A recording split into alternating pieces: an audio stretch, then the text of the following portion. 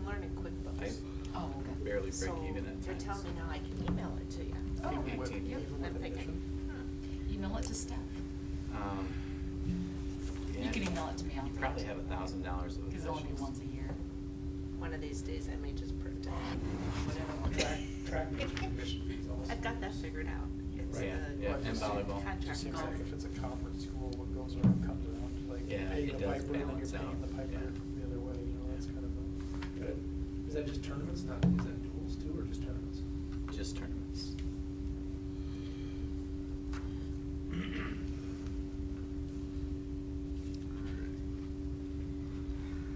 Well, we're at 6:59. I suppose we could just get We got ourselves seven. I started. got 7 like. All right. Well, Verizon now says 7. Perfect. Are you ready? All right. If everybody please stand, we'll start with the Pledge of Allegiance.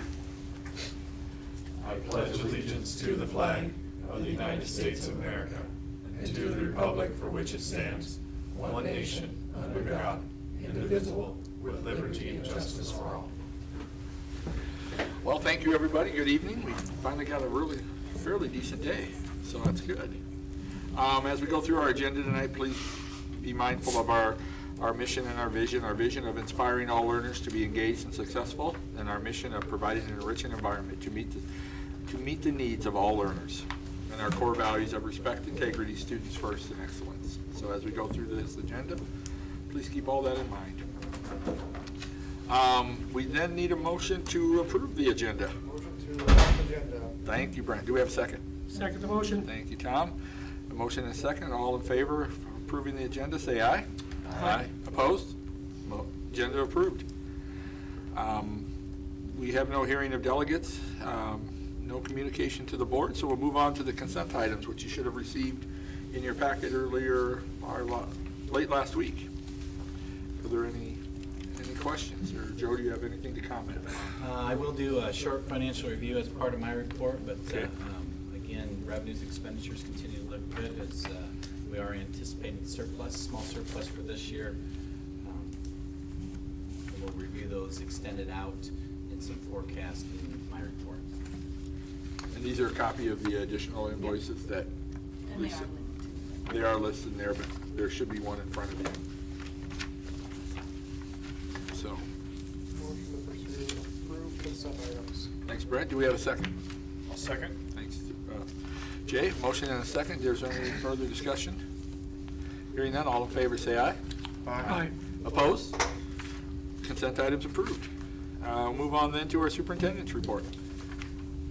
Just a little bit on schools funding. Our state legislature opened up their session today, and certainly school funding is always a big part of those discussions in Des Moines. Some data that I shared with some of you in a memo, with all of you in a memo a few weeks ago. According to the National Center of Educational Statistics, in the 70s and 80s, Iowa spent more per pupil than the national average. By 2020, we were about $1,500 below the national average. According to U.S. Census data, in a span of 6 years, ending in 2019, Iowa ranked 40 nationally in per pupil expenditure increase. For combining that with some more information on education in Iowa, for this school year, the Iowa Department of Ed has identified 21 teacher shortage areas. That's almost all of them.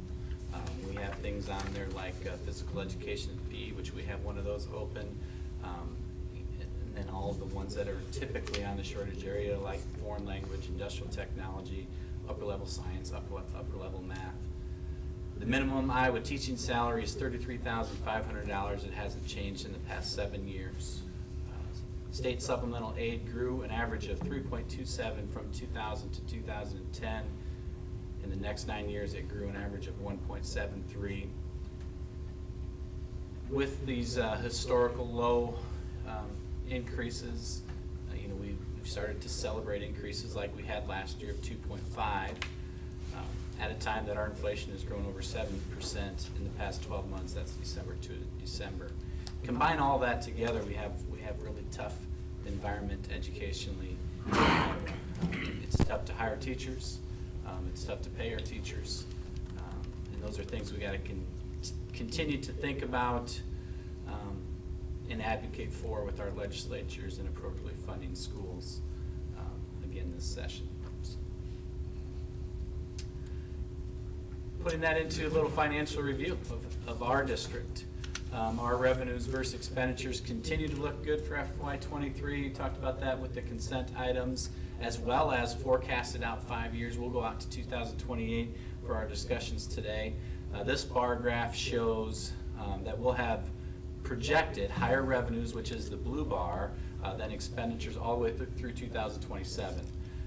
We know, you kind of draw a line right here, because that's when our dollars from joint employment and our dollars from reorganization go away. So then we see a slight increase in expenditures versus revenues. That's if everything stays the same as it is right now. You know, we know an adjustment will need to be made in our budget by then or at that time, very similar to what we did in 2020. In 2020, we did that with an early retirement program. There'll be things that happen between now and 2028 that will help to make that adjustment. Our fund balances, this is cash we have. You can see what that does from now till 2028, and that's because we operate in a surplus every year. So that just continues to grow. Our unspent authorized budget ratio, we have a board goal of that being at 10%. It stays above 10% from FY actually 18 to 28 over an 11-year time period, and it will stay between 15 and 20, which is the IASB recommendation, all the way out to FY 28, as you can see here. Now in these models that we create, there's assumptions that we make. One assumption that I have in this model, so this data represents, is that we will increase our teacher FTE for next year. That's because of Laverne and the reorganization there. What that increase will be, we don't know yet, but we do have a built-in increase in these models. There is not a decrease in FTE from that point forward. However, I predict that there will be, through retirement, through attrition. We've added fifth sections in places that we very likely may not need forever. So even though we think there will be less FTEs in 2028, we haven't built the models that way. The forecast model does have a reduction in administration in FY26. The forecast model keeps the cash reserve levy in place at $900,000 a year. The forecast model assumes a minimum of 2% salary increase for all staff and an annual SSA increase of 2%. 2% of SSA increase, we hope that number is bigger, but data over the last 20 years doesn't tell us we'll have an average higher than that. There is an assumption of no increased enrollment that doesn't come from reorganization. And what that means is there is an increase in our certified enrollment next year, as the Laverne kids students are all counted in our certified enrollment, but there's no increase beyond that. Putting all the assumptions together, as I started to list assumptions that we have in there, I can tell you there is a lot of figures, a lot of data that comes with the reorganization of Laverne that is not in this models, including all the property tax implications. So, looking at these models, I think they're very, very conservative, but they look very, very good as well. And where we're balanced on an annual basis, we can see where that balance will go away, but we really think there'll be adjustments that we can make to impact that. A lot of them will occur naturally, some of them will have to work to develop. Any questions on school finance, kind of a history of, and our finances out to FY28? Joe, how often are you meeting with the legislators? Annually, a couple times a year. Yeah, I've had trouble getting them here the last few years, which, those years were a little bit different. I've spoken with them on the phone many times, through email during the legislative session. It'll be weekly from probably this point on. We had a legislative session at Prairie Lakes last Tuesday for all of the Prairie Lakes legislators. None of our representatives came to that.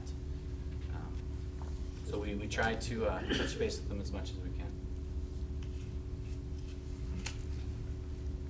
So when we switch from a positive balance to a negative? Surplus. Surplus. Yep. Right. So in 2028, Right there. you know, you talk about early retirement, we did that. I mean, I don't know how you plan for that. I mean, we have to spend, I get, you know, we have a surplus because of the reorganization. We should be spending that money, which includes, you know, positions and staff and different things. I'm not opposed to doing that, but it's tricky because you have a surplus and then it just automatically, I mean, it goes away. Yeah. I mean, how, Yeah. That, quite honestly, I mean, last time this happened, it was a mess. Yeah. You know, and it caused a lot of problems with the district. Yeah, really good question, Brent. I'm glad you brought it up. That's what I try to, in this first assumption, that how this is modeled here, I have an increase of FTE and then I leave it there.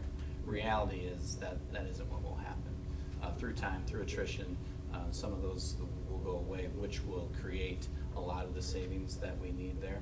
You know, that would probably be the first part.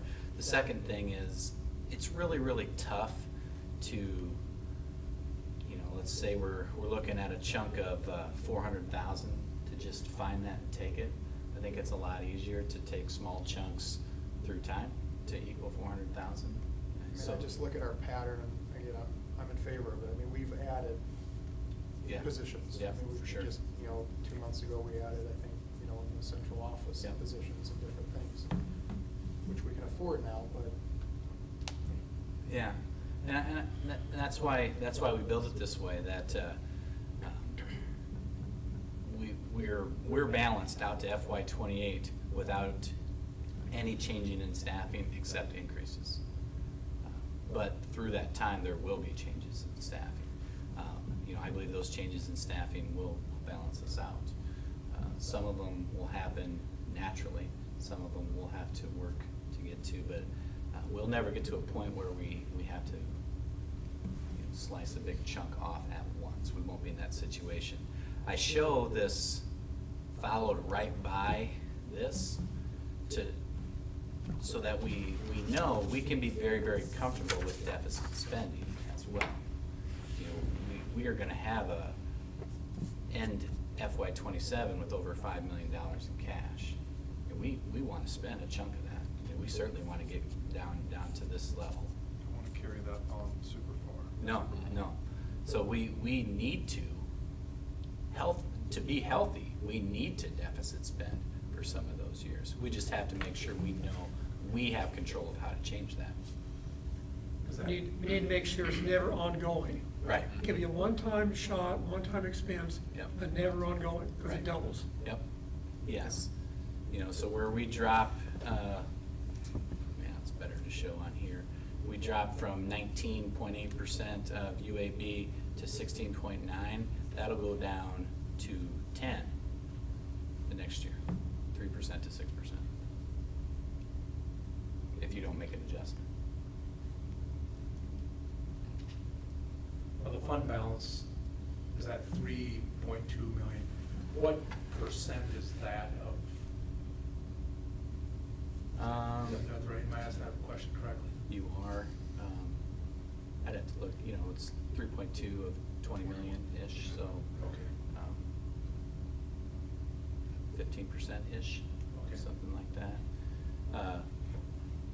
Another factor that we don't have included, well, we have partially included in this model, is on July 1st, we acquire all of Laverne's assets, including dollars. We've built in some of that. We put $1 million of their cash in, but I think there's more than that. You know, they have to finish all their stuff, so we didn't want to go any farther than that, to be conservative, but that makes these numbers grow even more.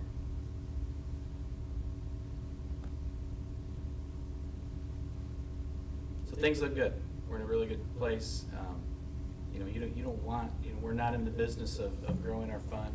You know, that's not what we want to do. We just want to be able to handle rainy days, and when those happen, we are at the right ratio for that. You know, but I think it's also healthy for us to be able to look out here in the future. And again, this isn't scary. FY28 is not scary by any means. We just know things are slightly different there, and we have to make an adjustment to accommodate that.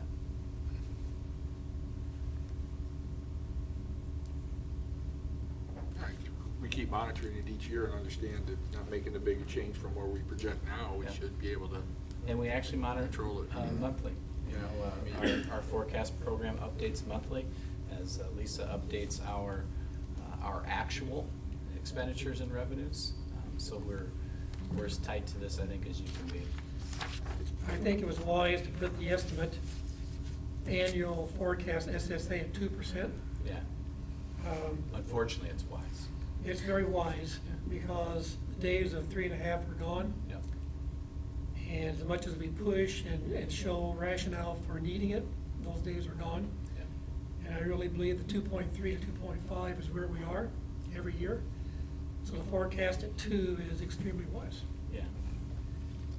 Yeah, and, you know, I can advocate and give all the data I want, but I can't build financial forecasts based on my hopes. I gotta build them based on, you know, facts and trending data. Yep. I know I asked you this one time, I can't remember. 1% SSA is what, how many dollars from?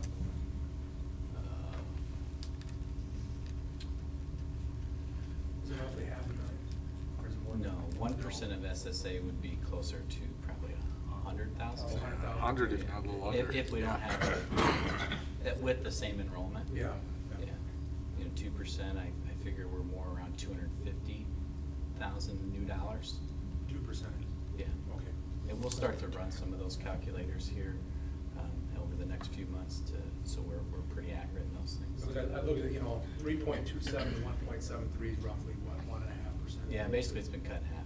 You know, so I mean, that's, you know, unfortunately, not a decrease, but a lack of spending on our part of almost $150,000 a year, correct? $200,000 a year? Yeah, and you're right, it's not a decrease because school funding increases. Yeah, right, Right, yeah. you know, because we're paying salaries with it, so that you know, it's always gonna increase. We're always gonna spend more on education the next year than we did the previous. That will never change.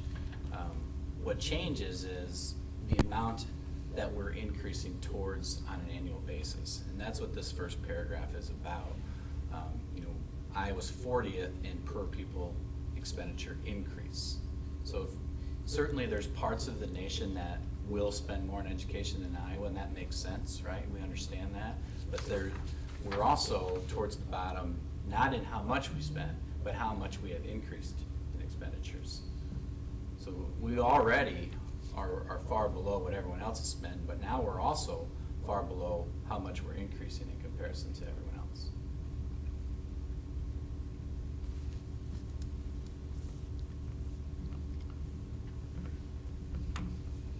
All right, any other questions? All right, we'll move on then to administrative report, and we have Mr. Morgan here. Yep, to Mr. speak Morgan's of it. here from the high school to talk about some different things we have going on and share that with us. Well, I want to thank you guys for giving me the opportunity to come in tonight and share some data with you. Obviously, we're pretty excited about the things that we're doing at the high school to connect with our kids and their families, connect kids to each other, our content, with school-based skills, life-based skills. And so I'm gonna share some stuff with you tonight of some of the results of our efforts. A lot of what we do obviously is dealing with attendance. You know, we work really hard to get kids here and keep them here. You know, the number of times I say to kids and families during the day, this is a really good place to be, full of a lot of really good people. And I believe it, and I know that they believe it too. So, you know, when we're comparing this year to last year, some of what we've seen, chronic absenteeism is an issue. It's an issue statewide. It's an issue nationwide. We have seen our chronic absenteeism rate fall this semester by 30% as compared to last year. first semester, which is a huge gain for us.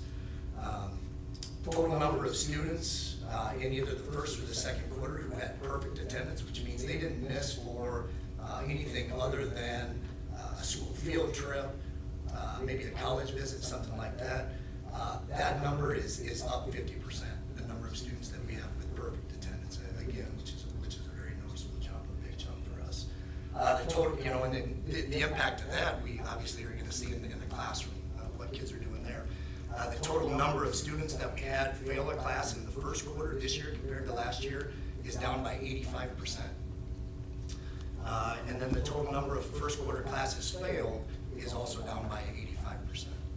Okay, so, you know, we're excited about what we're seeing as far as getting kids here, keeping them here, the work that they're doing while they're here. You know, I think, you know, some of what we've done, they're little things, but they're little things that make a big difference. If you were to stand out here in the Commons in the morning, you're gonna see a lot of teachers, administrators, counselors greeting kids as they come in, making conscious efforts to greet them by name, let them know that this is a very welcoming place.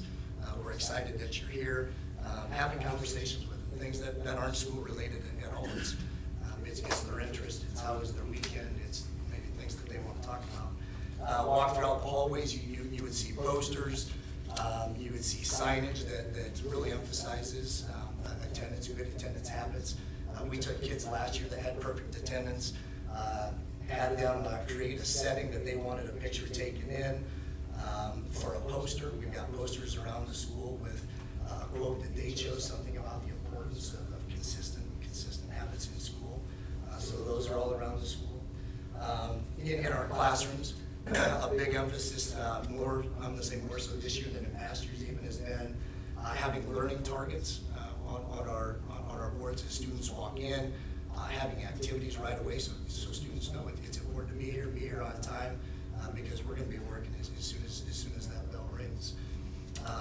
We've had advisors in the past, but we've really worked to strengthen our advisor. Our students meet with advisors a few times a week to really make a lot of connections. You know, think of the holistic student. It's not just academics, it's their social emotional health, it's talking about future planning and goals, things of that nature. So, you know, seeing a lot of gains in all of those areas. Like I said, we're excited about it. At the same time, I am, and I know that a number of us are, those mentality people of we're happy but not satisfied. Making gains, but we know we still have kids with absences. We still have kids that are failing classes, and so I find myself saying a lot. You know, that perfection standard is out there, and I sure think it's fun to chase it and see what we can do to keep improving for our kids' sake and our community's sake. That chronic absenteeism term that Mr. Morgan is using is a federal national measurement of 10%. If the student's gone over 10%, they're considered chronic absenteeism, and whether those absences are excused or unexcused. Yeah, that's something Mr. Morgan and I talk a lot about. The reason that they're gone certainly matters, but it doesn't matter in how their child is impacted.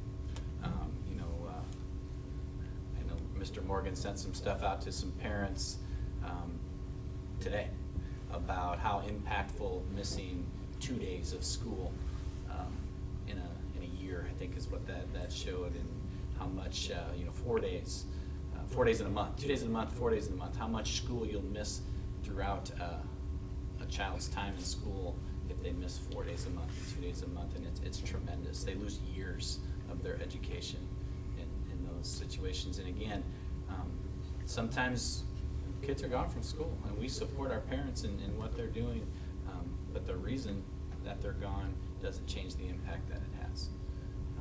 And that's just something that we need to make sure we communicate to everyone. Any questions for Mr. Morgan? Thank you for the update. I actually do, as far as, you know, that's a great that the failing the class, I mean, 85%, that's huge. I mean, that's like 100% would be, you know, better, but how much of that is kind of a change of, I don't want to say expectations, but a way to remedy, you know, or, you know, like if the kids failing, is there interventions to like keep them from failing, you know? No. Does that, I mean, you see what I'm trying to say? You know, I think for us, it all starts with, you know, with our connections. And we have some built-in, you know, we have some built-in interventions. We have a task time that's 3 times a week, where any teacher in the high school can request to see any student, and meet with them for the reality is in that class. You know, that's just one of the measures. You know, I think, we do spend a lot of time in my office, in our counselor's office, in Jared's office as well, of having those conversations with kids, calling their homes, talking to parents, really just trying to meet them where they are. You know, So it's not necessarily a lowering of expectations. It's absolutely not. Okay, it's absolutely not. It's a meet them where they are, and that's their reality. And let's build you up from where you are. Some specifics that they've done, you know, the TAS, we've always had TAS, but we kind of cranked it up, targeted academic support. So it's a time when, in my social studies class, I can request Lisa, Brent, Todd to come to meet her in TAS because they have missing assignments. So it's a web to catch and to hold. We kind of cranked that up, made it tighter, better processes, better procedures for it. You know, that's one system change. Another system change involves attendance, where we wanted to communicate and be more purposeful in our interactions with kids and parents to have better attendance at school. We had too many kids with chronic absenteeism. If we improve kids being at school, that's just going to improve grades. So those, you know, those are things that Brian and you know, the high school staff has worked hard on. They've done a really good job. And part of it too is I just think having more of the tough conversations, or having more of the tough conversations and coming through with kids and families, we're not trying to beat you up, we're trying to build you up, right? So part of it's the demeanor and the language and the tone when we have those conversations is a very conscious effort that we're here to build you. I think that's great. I think that's the most impressive statistic, you know, you have there, is that less kids are failing, which hopefully means that they're learning, you know, not. Well, you know, and we know with, you know, we're under 500 kids, but we've got 500 kids with 500 different realities, and to treat them all the same and have the same conversations with every one of them is ineffective. You know, the realities aren't the same. Very good. Keep the work good, Mike. Yep. Thank you. Thank you, Thank you, Mr. Morgan. Appreciate it. All right, we'll start in then with our business. And the first is to talk about the food service wages. Yeah, we have 2 groups in the district that we need to look at ways to increase their wages, and this isn't new information for you guys. I remember last summer when we talked about some increases, we knew our food service and teacher associates were groups that are way too low. Both of those groups currently have an $11.15 starting wage for food service and teacher associates. I would like for us to look at increasing those amounts, not for next year, but for right now. We do have surplus in our budget. You know, that's how we can cover that for this year. We're anticipating surplus thereafter, so they are things that we can afford. I would first propose increasing everyone in food service who's making $11.15 to $13 an hour, and then that would go to $14 for next year. That moving everyone from $11.15 to $13, we still also move everyone else. It's just not the same amount. So we're going to move everyone from $11.15 to $13. Someone who's making $13 moves up from there, and so on. They're smaller amounts, the higher we go. We know it's important to look at the group as a whole, not just the hiring wage. They all need to be raised. It's too low for everyone. That increase that we're talking about, Lisa's done a lot of work on this, would cost us about $10,000 this year, $20,000 annually. We have about half this year. So $10,000 to increase every one of our food service people right now. And then again, the next year, and that would cost us $20,000 from where we are. After we're able to look at this group, you know, the teacher associates is the next group. That group has a similar pay scale, although there's 72 of them. So our numbers are different, but I really think it's important to look at these two groups. And I would like to recommend that we increase all of our food service staff this year with the 11-15s, the 13, and increase everyone from that point. What's the total dollar cost there, Joe? About 30,000. Teachers, associates, and. No, that's just food service. I would like to look at just the one group tonight. I have met with our teacher associates to know that their group we also want to look at, but I can get that number here too. How many employees are there in the food service? 1, 2, 3, Say 20, that's what I was estimating, 20. 17. Okay. The total cost, $192,000 for our entire food service department. The increase would take that to $211,000 over a year. So you cut that in half, it's about a $10,000 increase.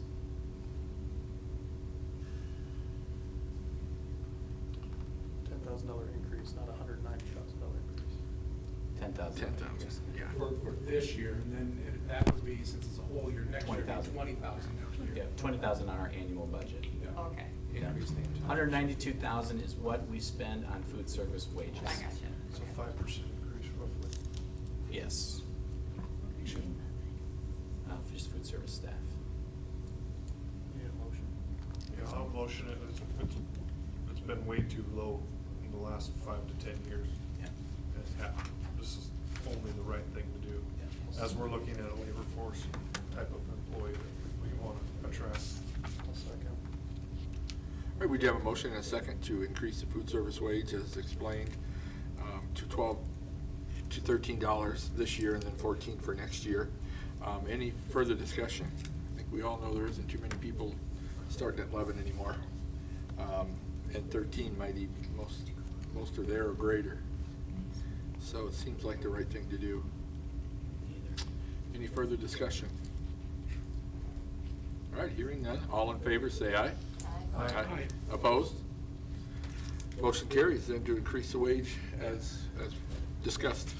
That's a really good thing for our people, and we'll work.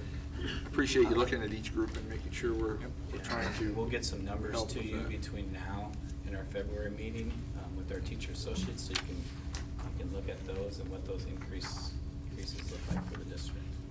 Okay. I'm looking at the second reading of the 600 series. Second reading, I'll highlight the changes.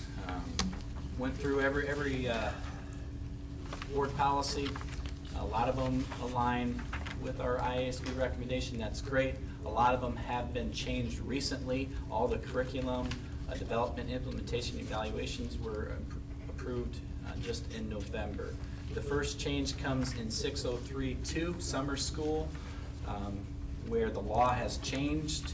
There was a law that said if someone was below proficiency in 3rd grade, they would be required for summer school. That law has changed, so that's a change to 603-2. The next change comes in 603-5 in health education. This is also a mandatory policy.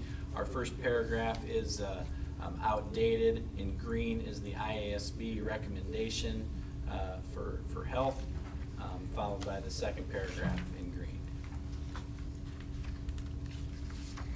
which outlines just what the class is about, the required health class. 603-8, teaching about religion. This was a policy that was adopted by the Iowa Association of School Boards in March 2022 that our district does not have, but the policy does reflect the current practice of our district, and I would recommend adding. The school district is required to keep the practice of religion out of the school curriculum. The board recognizes the key role religion has played in the history of the world and authorizes the study of religious history and traditions as part of the curriculum. 6038. The next change is in 6045, a religious-based exclusion, that a parent could wish to have a child excluded from any school program because of a religious belief. 6046, instruction at a post-secondary education institution. We do not have our policy was not aligned with the IASB recommendation.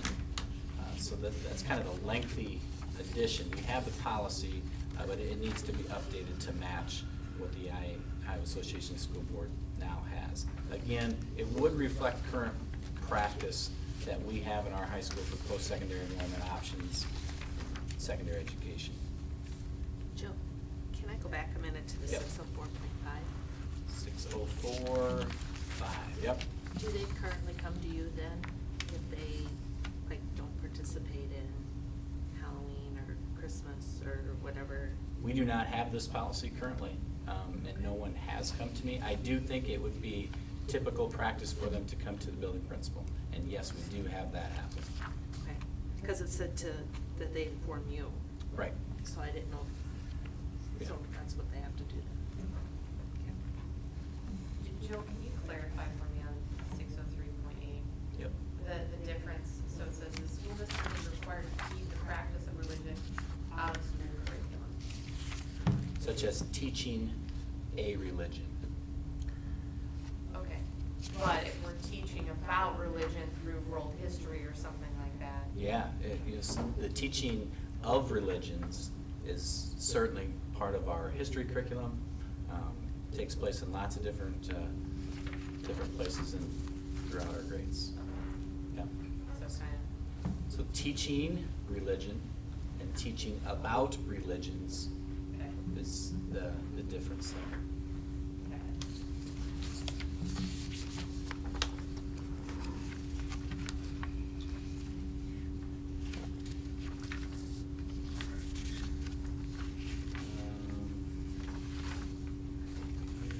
Dual enrollment 6047, just an update to dual enrollment. This change takes place because